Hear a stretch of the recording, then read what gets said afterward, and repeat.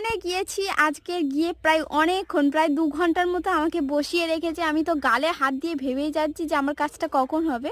তো একটা কি সমস্যার কারণে এটিএম এর তারপরে দেখলাম ফাইনালি আমার কাগজটা দিল। তো ব্যাপারটা কি হয়েছে, আমি যখনই বলি যে আমি কলেজে এসেছি, কোনো কাজ করতে এসেছি, মানে কাজটা আজকে আমি কমপ্লিট করেই ছাড়বো। তো দেরি হয় হোক গে, ট্রেন ফেল হয় হোক গে, আমি কাজ কমপ্লিট করে অ্যাটেন্ড করে তারপরে যাব। তো আমি প্রথমে গিয়েছিলাম কলেজে আমাদের অফিস রুমে, তারপর লাইব্রেরি কার্ডে পাঠালো ঠেলে ঠেলে।